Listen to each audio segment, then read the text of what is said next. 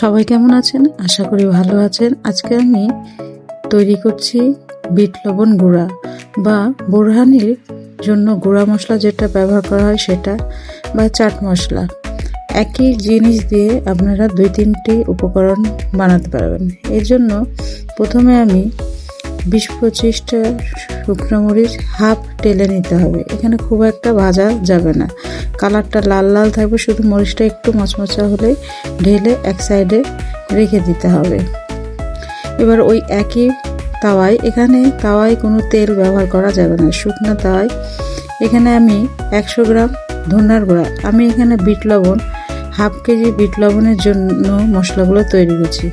এখানে আমি 100 গ্রাম ধনা ভেজে নিলাম।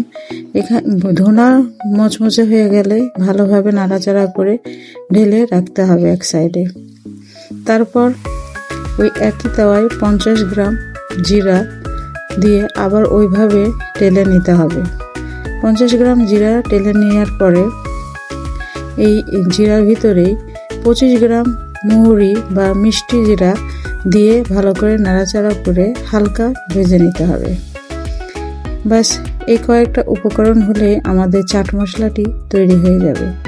এবার বিট লবণ যেহেতু তৈরি করব, সেহেতু বিট লবণ এখানে হাফ কেজি পরিমাণ বা 500 গ্রাম পরিমাপে বিট লবণ গুঁড়া করে নিতে হবে।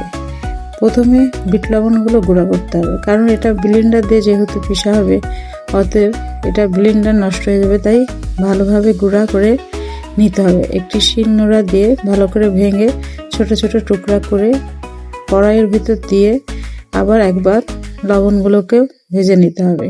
এখানে আমি কোনো রকমের সাদা লবণ ব্যবহার করছি না। তারপর ওই লবণগুলো যখন ঝরঝরের মতো হয়ে যাবে তখন ওটা তাওয়ায় রেখে দিতে হবে।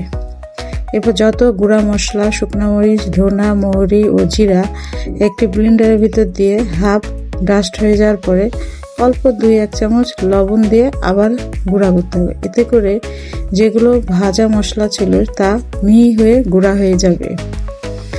এরপর এই গুঁড়া মশলাগুলো ঢেলে বিট লবণগুলো অল্প অল্প করে অল্প পরিমাপে দিয়ে পিষে নিতে হবে।